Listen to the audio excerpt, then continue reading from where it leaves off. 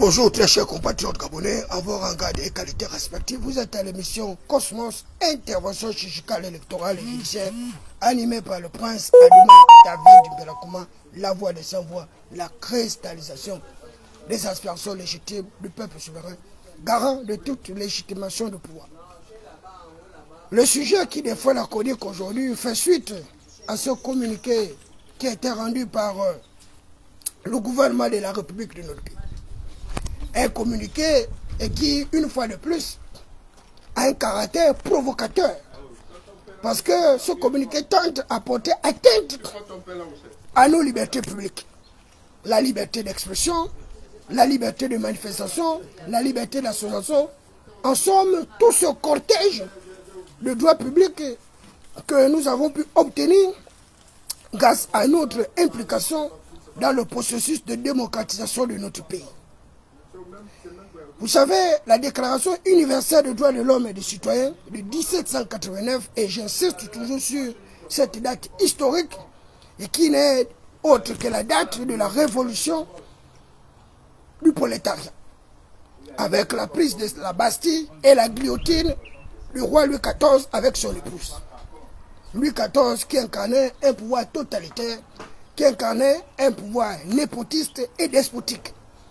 Louis XIV qui embrigadait les libertés du peuple français en les jetant dans une espèce de paupérisation, de misère, de pauvreté, de prévarication. Et d'ailleurs, il le disait que l'État c'était lui, parce qu'il incarnait la personnalisation et la personnification du pouvoir. Mais l'État n'a jamais été Louis XIV. L'État n'a jamais été Louis XIV et l'État n'aurait jamais été Louis XIV. L'État, cette personnalité morale, le droit public, souverain et territorial a des exigences. Je dis bien, l'État a des exigences. Et nous ne pouvons pas comprendre que nous avons adopté une loi fondamentale à hauteur de plus de 90% et que nos mêmes dirigeants arrivent à tenter de museler la population. Paraît-il que les agents publics ne devront plus participer à des débats publics contradictoires sur la toile, ne devront plus faire les vidéos. Mais vous savez, au lieu que l'État lutte contre la criminalité, la cybercriminalité, l'État tente justement de louvoyer les libertés des personnes. Mais c'est une attitude que nous n'accepterons jamais. Pire encore, nous qui sommes des agents publics syndicalistes. Les syndicalistes. C'est une également corporation qui a pour objectif de protéger un certain nombre de garanties de droits.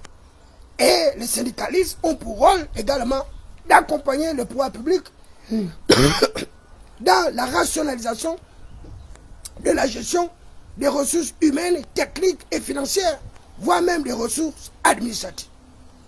Le statut général de la fonction publique est clair. Il parle du principe de l'égale admissibilité de tous. Le principe de l'égal traitement des agents publics. Mais regardez ce qui se passe au sein de nos différents ministères. Le ministère de l'économie, du budget et autres ont des primes qui se chiffrent à des millions de francs CFA. Et pendant ce temps, les agents publics d'autres ministères n'ont absolument rien du tout. Au ministère des Affaires étrangères, nous avons perdu notre prime de servitude diplomatique depuis plus de 2 ans.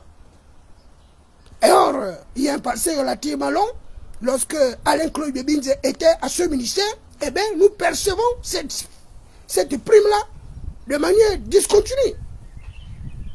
Et voilà un gouvernement qui ne veut pas être critiqué. Un gouvernement qui ne veut pas faire des efforts pour améliorer sa gouvernance étatique.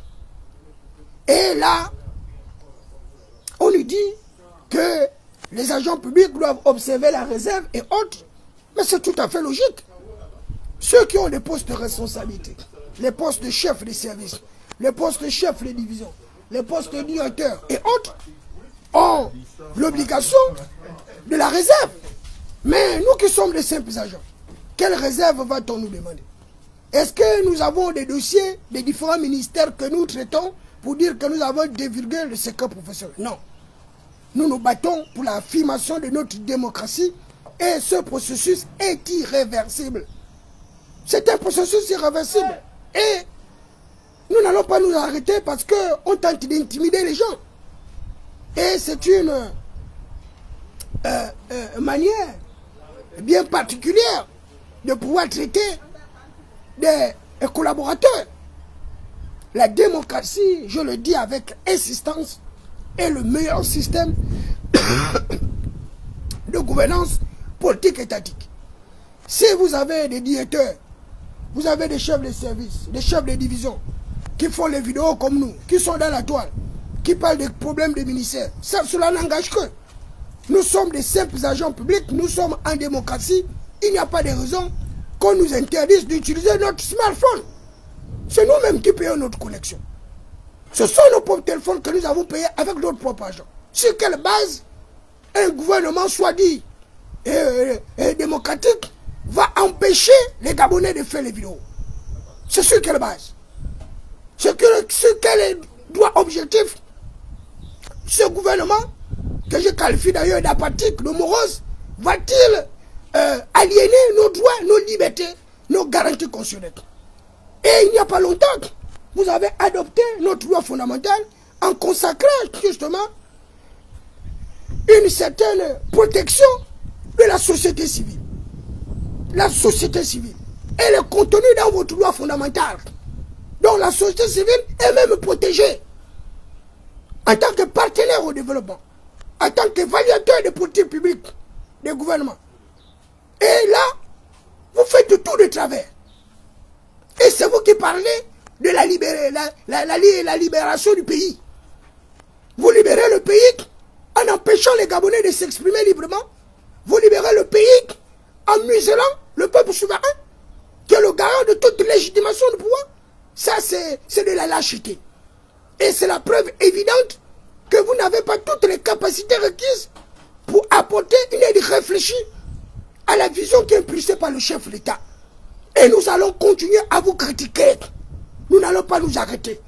Lorsque le gouvernement fera bien, nous dirons que le gouvernement a bien fait. Lorsque le gouvernement fait mal, nous dirons que le gouvernement a mal fait. Et la critique fait partie du débat contradictoire. Vous avez muselé les chaînes de télévision. Vous avez muselé les chaînes de radio. Vous avez muselé tous les espaces de communication du pays. Et le seul espace qui nous reste, c'est notre smartphone. Et vous voulez également nous empêcher d'utiliser notre propre téléphone, notre propre communication. Non. Je n'ai jamais vu une telle architecture gouvernementale. Et c'est l'homogénéité de ce gouvernement, son incapacité notoire d'aborder de véritables problématiques sur les enjeux de développement qui font en sorte que le peuple est resté sceptique par rapport à ce coup de liberté que d'aucuns ont toujours qualifié de révolution du palais. Et la révolution du palais, elle est là, elle est visible, elle est plausible. C'est pourquoi moi, David Béakouma, en tant qu'agent public, sans poste d'emploi, en tant que fonctionnaire du ministère des Affaires étrangères, candidat au premier siège du 3e arrondissement à la commune de Libreville, je n'ai pas d'autre choix que d'utiliser mon téléphone. Il n'y a plus de meeting, il n'y a plus de causerie. Ceux qui font les meetings, les causeries, eh c'est les gens qui ont de l'argent pour aller distribuer aux populations quelques gargotes, quelques beuvruches, quelques chasses mouchetées, quelques cuisses de poulet et des noms. Mais nous qui sommes des leaders sans moyens, sans titre honorifique, sans titre nominatif, eh bien, c'est le smartphone, notre outil de propagande électorale. Et à travers le smartphone, nous arrivons à mobiliser chaque jour 2000, 3000, 4000 personnes que vous ne retrouverez jamais dans les meetings, dans les causeries. Parce que les Gabonais, il y a un véritable désamour du peuple souverain avec certains acteurs politiques étatiques qui ont été d'ailleurs rejetés par cette population à cause de leur malice, à cause de leur incapacité notoire de pouvoir rendre l'ascenseur à ceux-là qui leur ont apporté une aide réfléchie. Et c'est la même chose que vous êtes en train de faire. Vous êtes en train de créer des instruments de désunion du peuple avec le détenteur exclusif du pouvoir plus qu'autoritativement.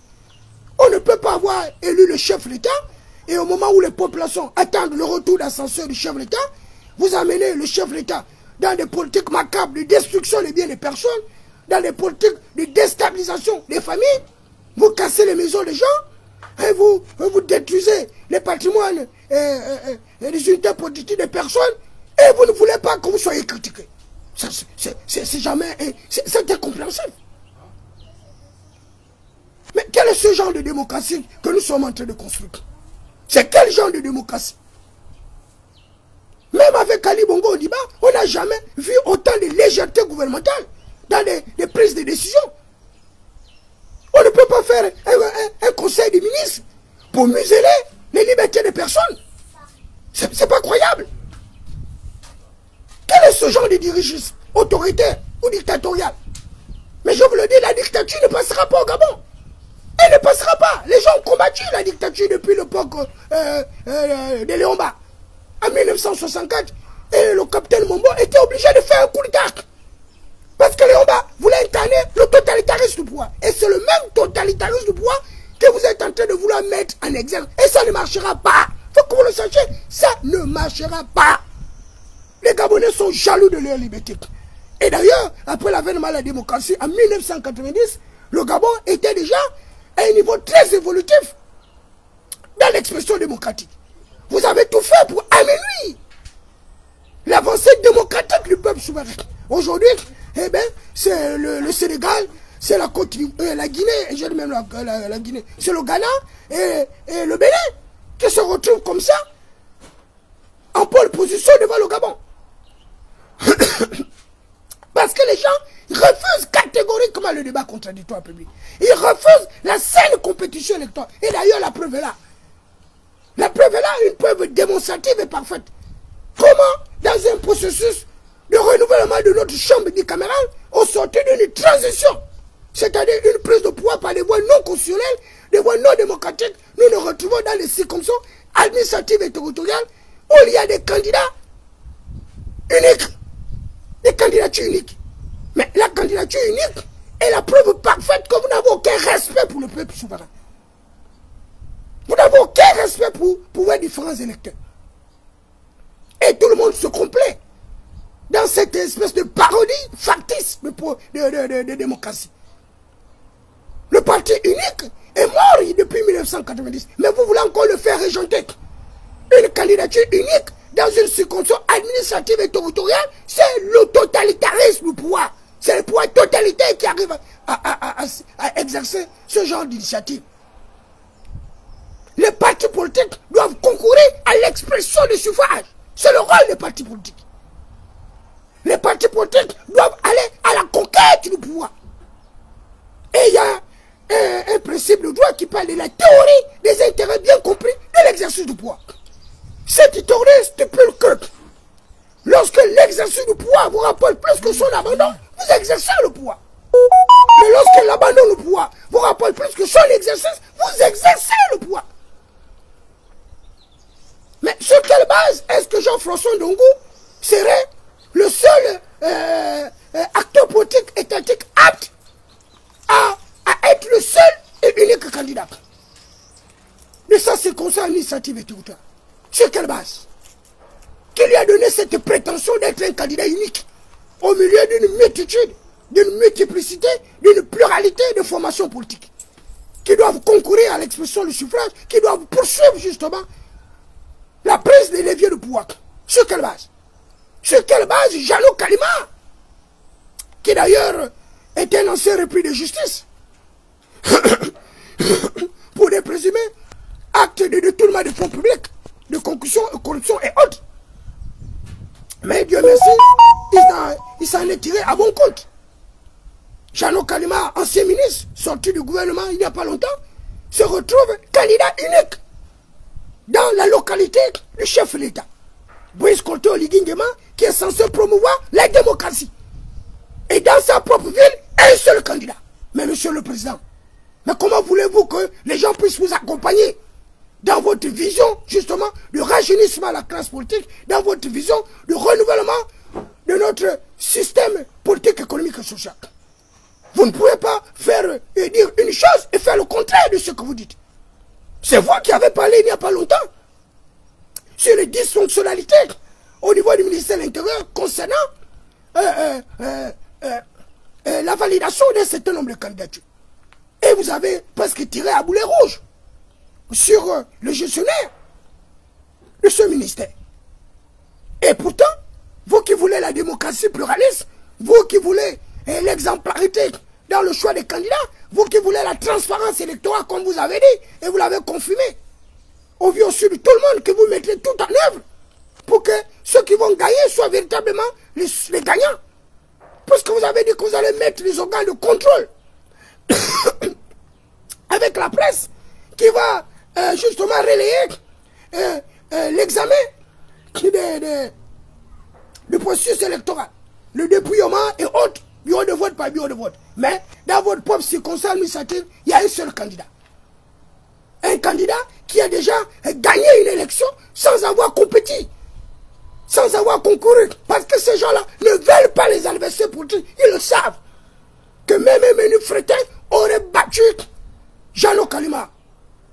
Même le plus idiot de la commune de Ndolo ou quoi, ce département de Ndolo ou quoi, je sais pas, aurait battu l'actuel président de l'Assemblée nationale. Mais vous les avez privilégiés, vous les avez protégés. Et c'est le comble de cette gouvernance actuelle qui protège les nantis, qui protège les bourgeois, qui protège les aristocrates, qui protège le protocole pseudo-émergent. Et c'est le petit prolétariat dont vous voulez assujettir.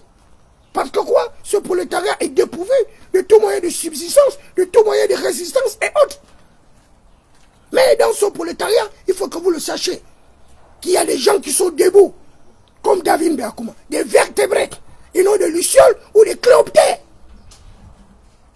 Tout le monde ne sera pas acheté, tout le monde ne sera pas vendu. L'Afrique a besoin de la démocratie et c'est un processus irréversible.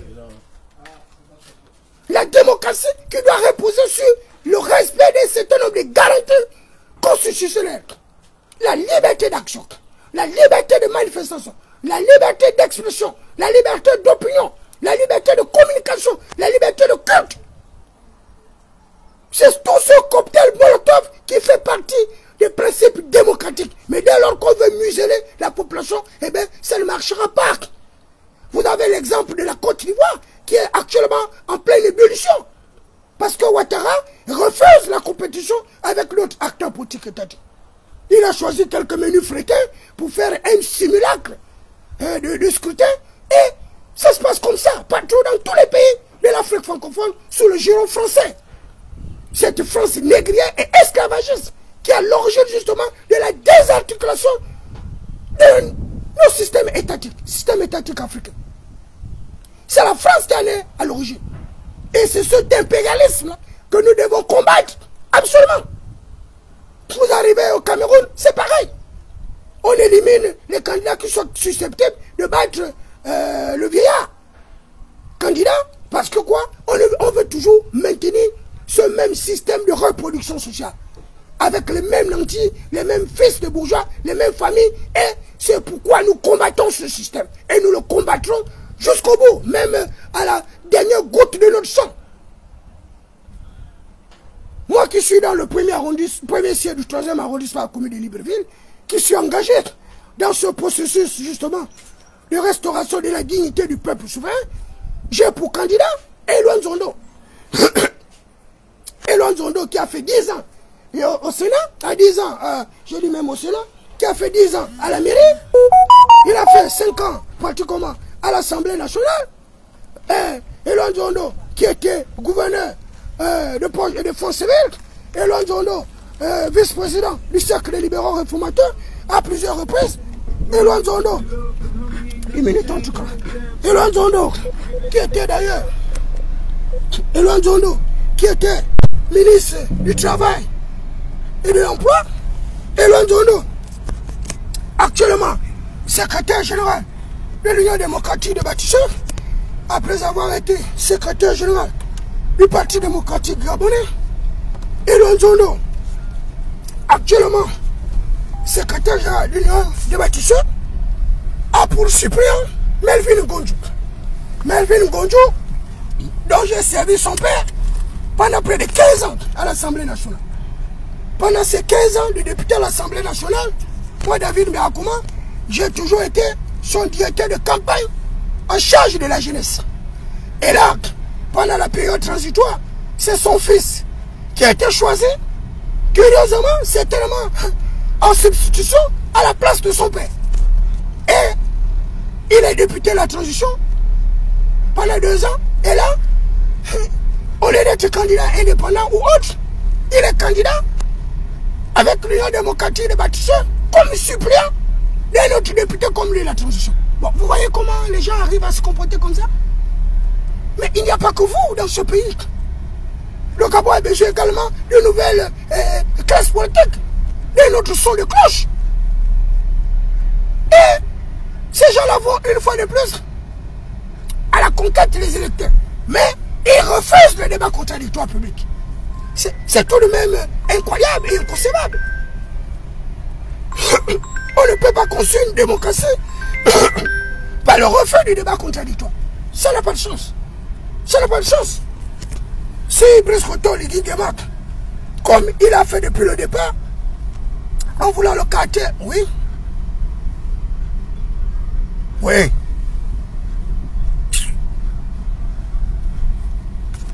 Si le chef d'État veut véritablement améliorer la gouvernance politique, économique et sociale de notre pays, en améliorant un certain nombre d'indicateurs macroéconomiques, eh bien, le chef d'État doit être capable d'accepter la critique.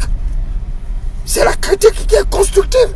Et avec un tel gouvernement, avec des Alexandre Barrault-Chambrier, le père de toutes les privatisations de notre pays, cet économiste monétariste inapte justement à impulser une véritable dynamique de relance de la croissance économique, avec les vice-présidents comme Mundunga. Mundunga dont nous connaissons très bien l'éthique, la probité et la moralité, pour avoir été vice-premier ministre du ciel et de la terre de l'ère d'Ali Bongo Odiba.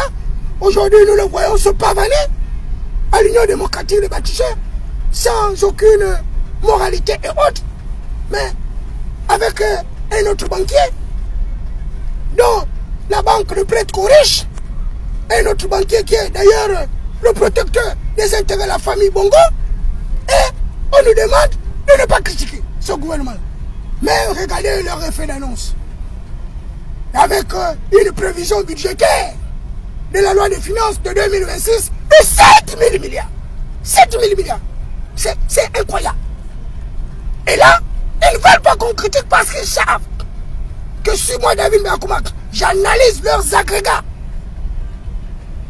Alors on va aller là-bas devant. Si j'analyse leurs agrégats, eh bien ils ne s'en sortiront pas. 7 000 milliards dans une économie déstructurée comme la nôtre. Une économie essentiellement basée sur la rente, la vente des matières premières, au détriment d'une véritable économie industrialisée à haute intensité capitalistique comme dans les autres pays. Une économie basée sur l'industrialisation, mais nous ne sommes pas sortis de l'auberge.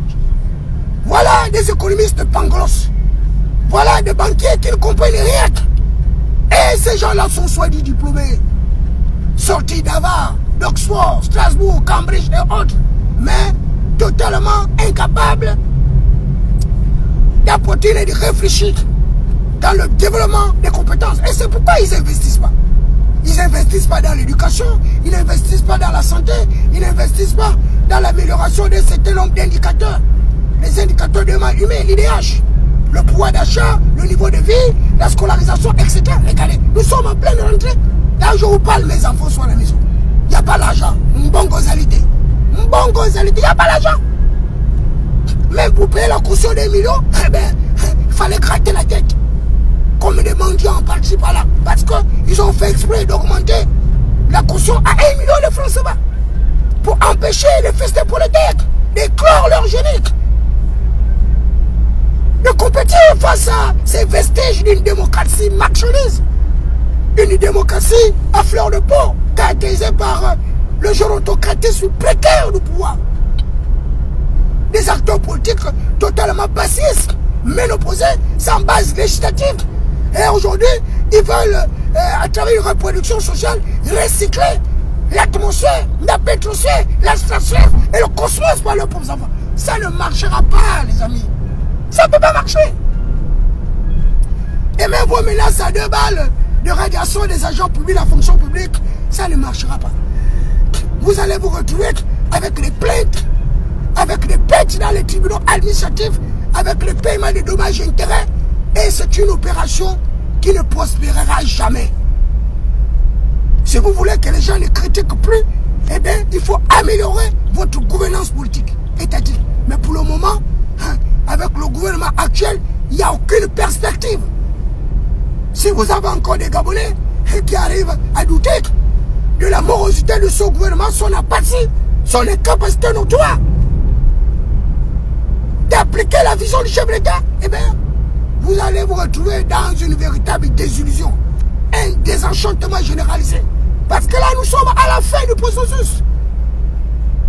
Après le scrutin du 27, les amis, ça va être la tombe généralisée. Les gens vont se terrer dans leur maison et c'est fini. La démocratie n'aura plus qu'un caractère factice. Et c'est à ce moment-là que nous, les véritables activistes, nous, les véritables démocrates, nous, les véritables patriotes, nous, les véritables républicains, c'est là où notre véritable rôle d'éducateur, de pédagogue, d'instructeur va démarrer. Et vous me trouverez sur votre chemin. Quelles que soient les menaces, quelles que soient les intimidations, vous me trouverez sur votre chemin. Je ne laisserai pas dormir un seul instant ce gouvernement que je considère inapte à diriger. Voilà les gens qui ont voulu le pouvoir, ils ont le pouvoir, mais ils n'arrivent pas à exercer le pouvoir. Et comme ils n'arrivent pas à exercer le pouvoir, ils ne veulent pas être critiqués. C'est dans quel pays où on ne critique pas le gouvernement, on ne critique pas le chef d'État, on ne critique pas, on doit se taire. Et pendant que nous devons nous taire, vous vous mangez avec vos familles, vous augmentez les dépenses publiques, vous améliorez justement vos propres conditions de vie par l'achat des voitures au standing pour satisfaire votre égoïsme, votre individualisme. Et vous voulez que les gens se taisent. Et pendant ce temps, les gens chez moi sont en là, n'ont pas accès à l'eau potable, n'ont pas accès à l'énergie, n'ont pas accès à l'éducation, n'ont pas accès à un minimum de conditionnalité. Et vous voulez que nous nous taisons. Nous n'allons pas nous taire. Nous n'allons pas nous taire. Et donc vos menaces de balles ne servent à rien. Ce sont des grippouilles mouillées. Et dans un véritable système démocratique, eh bien, nous nous battrons jusqu'au bout. Et même contre tout l'État. Vous savez, le plus grand des insoumis au Gabon, c'est moi, David Bakou. L'insoumission, le plus grand, c'est moi, David Bakou. Et le père de l'insoumission était un jeune chinois, un étudiant chinois, qui avait bravé les ordres de Staline, les chars chinois, un étudiant qui réclamait des meilleures conditions de vie et d'existence. Et il y avait les ordres de Staline, donc les chars de guerre, que le chef de l'État avait sortis pour disperser la foule. Tout le monde a fui. Ce jeune chinois a dit, je meurs là, je ne quitte pas. Et le char l'a écrasé. On a surnommé cette place la place Tiananmen, en hommage de cet étudiant qui était mort pour la recherche de meilleures conditions de vie, d'apprentissage des étudiants en Chine. Il y a eu encore un autre insoumis, le deuxième, non de moindre. C'était en Tunisie. Un étudiant qui vendait ses macabos, diplômé qu'il était. Il n'avait pas d'emploi. Et il s'est converti en vendeur de moutouki, en vendeur à la sauvette qui sont actuellement pourchassés par les agents de la mairie et les forces de défense et de sécurité, qui recherchent une croissance virtuelle, une croissance imaginaire et imagée. C'est vraiment leur niveau de conscience et de compréhension des mécanismes économiques. Ces jeunes étudiants de Tunisie, on va oublier, ces jeunes étudiants vers la poste de Tunisie va être arrêtés par les agents municipaux. Et ils vont détruire ces oranges, ces mandarines, son petit commerce de fortune qui n'étalait même pas 20 000 francs. Comme les Gabonais dans les différents marchés où j'ai fait le tour, dont leur commerce n'atteint même pas 15 000 francs. Et on parle de l'économie libérale, n'importe quoi. On parle d'enrichissement des Gabonais, et zéro. C'est la manipulation toujours. Et ce dernier, en représailles, pour manifester sa gêne, sa désapprobation, puisqu'on avait détruit son commerce, et c'était son seul moyen de survie et de subsistance. Et l'État-providence était totalement absent. Un État démissionnaire. Et c'est cet État démissionnaire que nous devons démystifier. La grandeur de cet État démissionné, nous devons la réduire à sa plus simple expression comme une peau de chagrin. Et ce dernier va s'immoler. Il va se suicider. Par immolation. Donc il va se brûler. Et celui qui va créer toute la révolution en Afrique méditerranéenne et autres, on appelait à l'hommage de ce jeune Tunisien le printemps arabe. Et le printemps arabe, grâce à la mort, au suicide de ce jeune Tunisien, entraîna vers lui la chute de 3 dictateurs.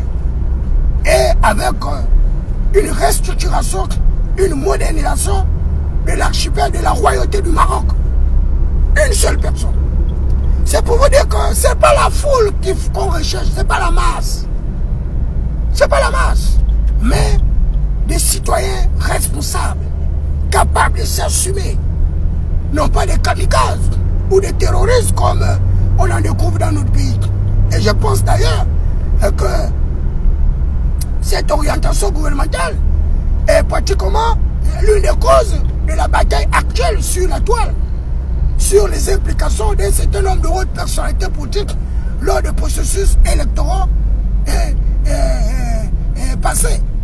Et ils ne veulent pas que la vérité soit connue, parce que nombreux étaient parmi tous ces tentateurs de déstabilisation de la paix sociale et de l'unité de notre parti. Le troisième insoumis, c'est le général de Gaulle, qui avait refusé de capituler devant l'annexion de la France par l'Allemagne hitlérienne. L'Allemagne hitlérienne. L'Allemagne hitlérienne.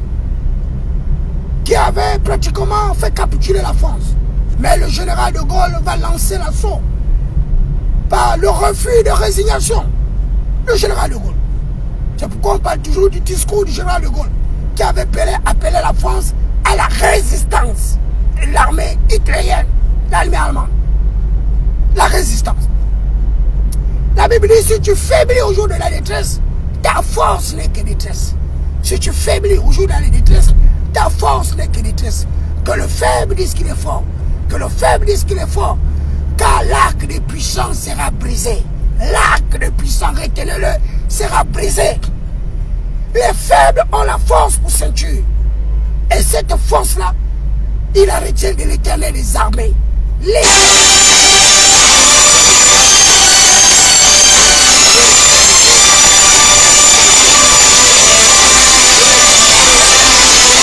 Et celui qui les renverse sans aucune intervention humaine. L'Éternel des armées est celui qui institue les princes et les autorités. Celui qui établit les rois. Celui qui les renverse sans aucune intervention humaine. Brice Koto Ligingema est là par la volonté du seul Éternel des armées, le Dieu du Gabon. Il n'est pas là par la volonté des hommes. Il n'est pas là par la volonté du peuple soin. Non, c'est grâce à la volonté de l'Éternel des armées. Et c'est pourquoi je l'exhorte de ne pas brimer le peuple. Le peuple, c'est votre vie, monsieur le président. Le peuple, c'est votre santé. Le peuple, c'est votre alimentation. Le peuple, c'est votre antidote. Si vous voulez rester longtemps au pouvoir, faites du bien au peuple. Arrêtez de prendre des politiques discriminatrices, des politiques qui portent atteinte à la dignité du peuple. C'est le peuple votre rempart. Parce que ces gens-là, ils vont tout faire pour vous désunir avec le peuple. Et dès que le peuple va vous rejeter, ce sera la fin. Ce sera la fin. Et c'est un procédé stratégique que les gens ont toujours utilisé partout dans tous les pays du monde. On commence d'abord à désunir le détenteur exclusif du pouvoir avec la population en suscitant des fausses politiques publiques, des politiques publiques provocatrices. Et à travers ces politiques publiques mal réfléchies, mal conçues, le peuple va commencer à s'agiter, et ils vont créer des instruments d'une révolte, d'une rébellion et autres. Ne vous laissez pas piéger, monsieur le président du chef de l'État. Je vous en prie. Faites preuve de vigilance et de retenue prudente. N'engagez pas des réformes lapidaires, des réformes déshumanisantes. Travaillez pour la recherche du confort et du bien-être du peuple comme vous l'avez fait depuis le départ. lorsque vous avez pris le pouvoir, essayez d'évaluer les indicateurs de performance entre la période transitoire et l'actuelle période de la gouvernance actuelle. C'est le jour et la nuit. Pendant la période transitoire, le peuple gabonais a eu accès à plusieurs conforts. Mais depuis votre prise de pouvoir, de manière légale, de manière légitime, eh bien, le peuple est presque abandonné à lui-même. Le peuple semble être trahi. C'est comme si ce peuple avait mal fait de vous élire, de vous rendre l'ascenseur, pour l'avoir soit délibéré. C'est pas possible. Et je vous avais bien dit lorsque vous m'avez reçu au palais, Monsieur le Président, ce 2 février, je vous avais bien dit de vous méfier des PDGistes réfractaires, des PDGistes invétérés. Ces gens-là ne changeront pas. La preuve est là. Et vous les nommez encore gouverneurs, par-ci, par-là, ministres, par-ci, par-là et autres. Et ces gens-là vont continuer à poursuivre leur rêve d'enfance comme Pierre Claver Mangam Savouk, qui est honnête de dire qu'il ne laissera pas la politique tant qu'il n'aura pas réalisé son rêve d'enfance de devenir président de la République gabonaise. Et heureusement pour Pierre Claver Mangam Savouk, qui est un acteur politique de conviction, c'est qu'il n'avait jamais pu obtenir par la voie des urnes, par la lâcheté des Gabonais, par leur ignorance maladive et par leur méchanceté, leur jalousie. Mangam Savouk l'a obtenu par le canal d'Ali Bongo Oliba, qu'il avait nommé vice-président de la République. Et c'est la même chose qu'on venait de faire. La même chose qu'on venait de faire d'Alexandre Barreau Chambry, en les élevant au cas de vice-président de la République. Et voilà que eux, bénéficiant de vos grâces, de vos faveurs, ils refusent maintenant que le peuple puisse rentrer dans un certain confort. On muselle les gens par-ci, on muselle les gens par-là, on casse par-ci, on casse par-là, on flagelle la population. Et c'est ce qu'ils disent être des hommes politiques. Ça, c'est la politique qu'on rabat.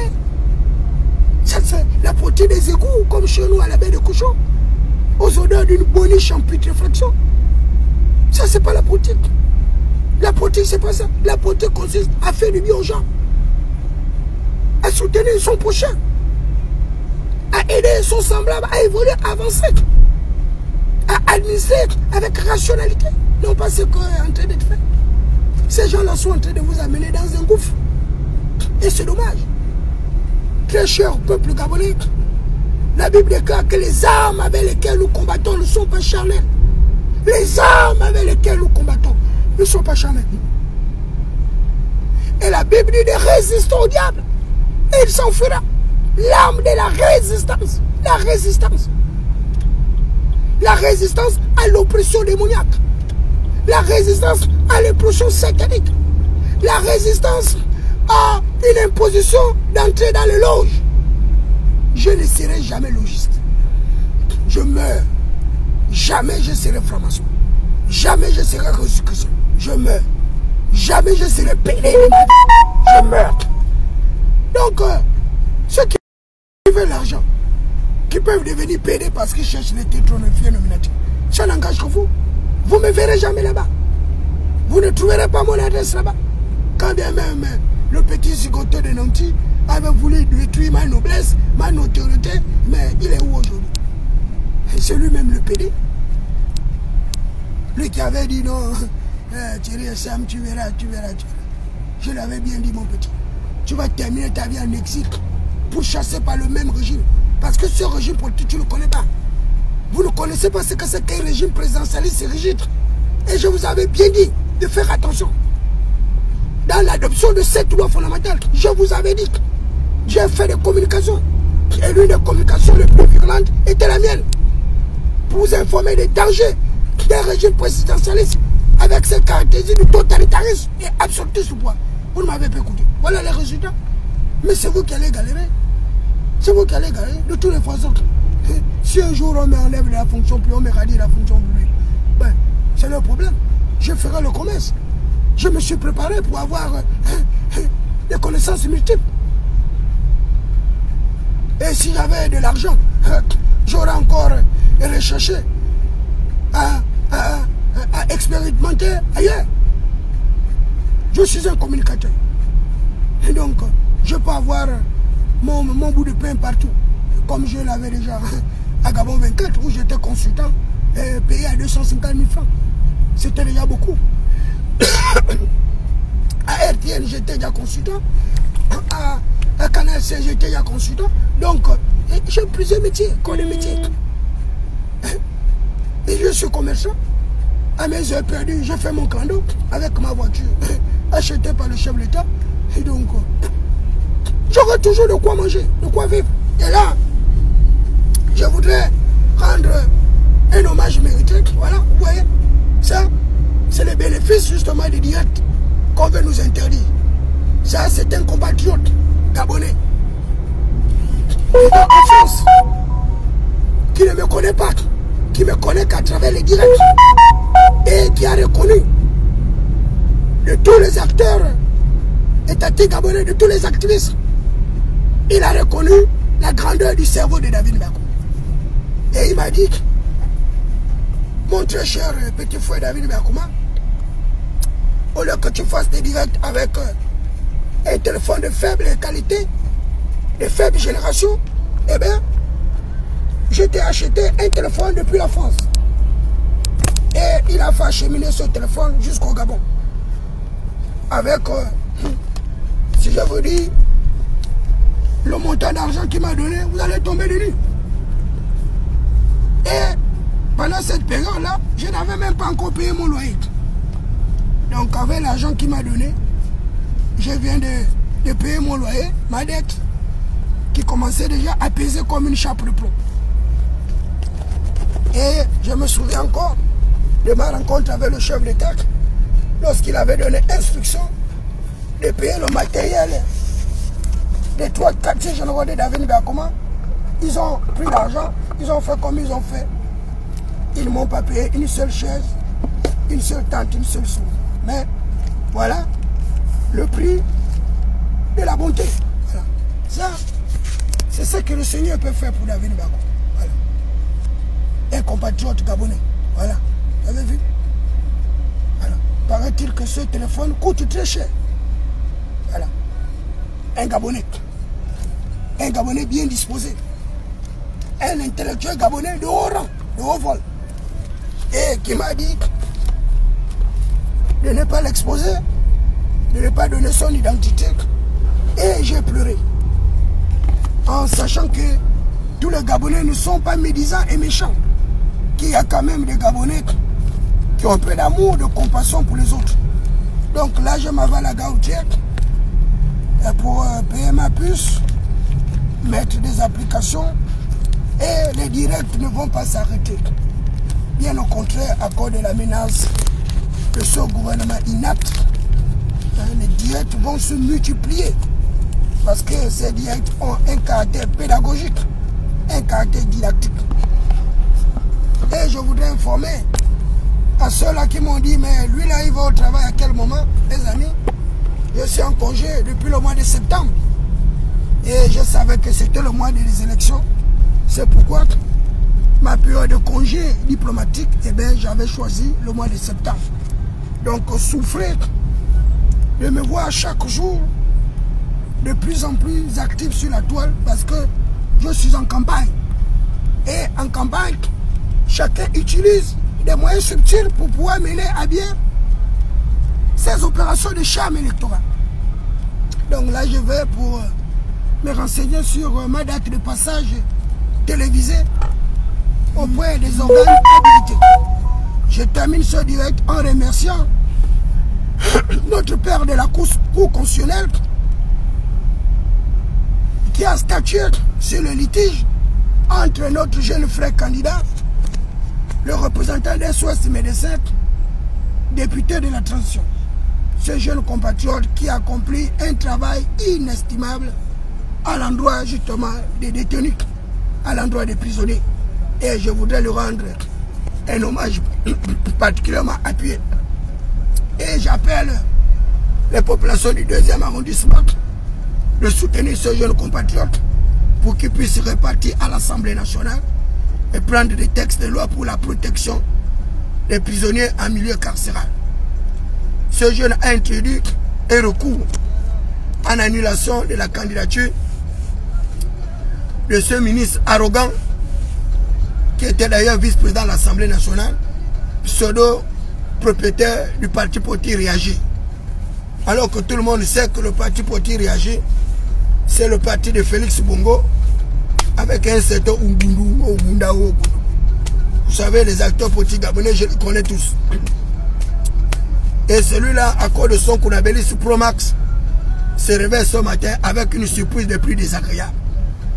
Donc la Cour constitutionnelle a statué, non pas comme Blaise Lembe refusait que la Cour puisse statuer à l'endroit du contentieux qu'il a introduit avec la secrétaire générale de son parti concernant l'annulation de certaines candidatures de l'Union démocratique des bâtisseurs. Et je reviendrai d'ailleurs sur ce sujet également. Donc la Cour constitutionnelle a annulé la candidature de Jean-François Obiang, le pseudo-président de Réagir. Donc Jean-François Obiang a été rattrapé par le temps. Et ma mère, sœur de Kamadabani Marie-Joséphine, chantait « Le temps est passé, le temps est précieux, le temps est... » Donc Jean-François Obiang est out dans la compétition pour le renouvellement de notre chambre bicamérale. Certainement, il a gagné le poste de vice-président qu'on lui avait déjà donné pendant la transition. Malheureusement, c'est peine perdue pour lui. Donc, il ne sera pas candidat. Et les décisions de la Cour sont insusceptibles de recours et ne se commentent d'ailleurs même pas parce qu'elles ont l'autorité de la chose jugée. Les décisions de la Cour constitutionnelle. Et là, je voudrais rendre un témoignage mérité au président de la Cour constitutionnelle d'avoir annulé toutes les candidatures des partis politiques réagis. Voilà des gens qui auraient pu se porter indépendants comme David Beakouma, mais comme ils se caractérisent par l'individualisme, l'arrogance, le mépris, ils ont tout fait pour discuter un parti politique sans base législative et aujourd'hui, toutes leurs candidatures ont été annulées par la Cour constitutionnelle. Et c'est ce que cette même Cour aurait dû faire pour les candidatures de deux tendances PDG, le PDG Blaise Lembe, qui est la mamelle du CTI, et le PDG Ali Akaba Onangayo Bege. Mais malheureusement, ils ont pu aider le PDG de Blaise Lembe dans le rendu de la Cour constitutionnelle pour que tous ces PDGistes-là ne voient pas leur candidature annulée parce qu'il y avait de grosses légumes. Voilà, on voit la candidature de Blaise Lembe annulée, ça aurait constitué un véritable déluge. Voilà la candidature de Jean-François Ndolou annulée et autres. Donc, ils se sont protégés mutuellement. C'est pourquoi Ali Akaba Onangayo Bege a disparu de la scène. On ne l'entend plus. Après les dernières nominations, où il nous avait porté dans certaines directions du parti, moi, David Beakouma, comme directeur général adjoint du centre d'études politiques. Et des nominations venues depuis Londres. Et aujourd'hui, il n'y a plus aucun signal radio. Ali Akaba Onanga a disparu de la scène politique. Vous voyez comment les politiciens sont vraiment manipulateurs. Je ne comprends pas cette attitude des policiers à vouloir exploiter l'incrédulité pour la population. Exploiter leur naïveté, leur pauvreté, leur misère. Je ne sais pas qu'est-ce que vous gagnez à être méchant comme ça, je ne sais pas. Et tous ceux qui ont cru en Ali Akaba Onangayo Bege, aujourd'hui, se retrouvent comme ça, abandonnés à eux-mêmes. Rejetés par Blaise Lembe qu'ils avaient combattu, et rejetés par la société dont ils n'ont pas pu être candidats, et la misère va les envelopper comme un manteau de velours. Mais moi, David Beakouma, non, oui, on va... Tu vas rentrer par ce cadeau, pas ce cadeau, la présidence. Et voilà comment moi, David Beakouma, malin et intelligent, sachant bien l'entourloupe, j'avais appuyé devant. Et là, c'est le même Blaise Lembe qui a demandé de sursoir à statuer la Cour constitutionnelle. Comme s'il pouvait donner un ordre, oui, une instruction, bien une orientation à la Cour constitutionnelle. La Cour constitutionnelle, Dieu sait si elle a déjà statué. Mais si la Cour statue, eh bien, il y a les candidatures de l'Union démocratique des bâtisseurs qui doivent être annulées de fait, parce que ces candidatures sont anticonstitutionnelles. Elles ne rentrent pas dans les critères d'éligibilité des candidats. Il faut avoir démissionné 4 mois avant pour être dans une formation politique. Et les cas sont patents. Il y a le cas de Serge Maurice Mabiala.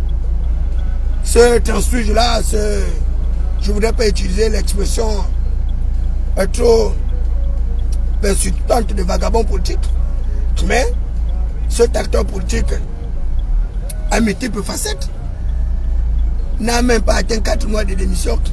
Le voilà aujourd'hui comme candidat à Mouila au camp de l'Union démocratique des bâtiments. Regardez comment ces gens-là arrivent à détruire le capital social de Brice Koto légitimement en faisant quoi aux populations que c'est lui qui les autorise à ne pas respecter la loi. Vous voyez la méchanceté de ces gens. Non. Ouais. Et ils sont nombreux comme ça. Il y a des candidats qui n'ont même pas démissionné du PDG. Oui. Après tu ne rentres pas à la gauche. Ils n'ont pas démissionné du PDG. Non, voilà. Voilà, pas à la gauche.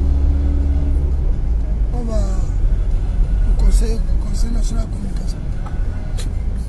Un candidat qui n'a même pas encore démissionné du PDG.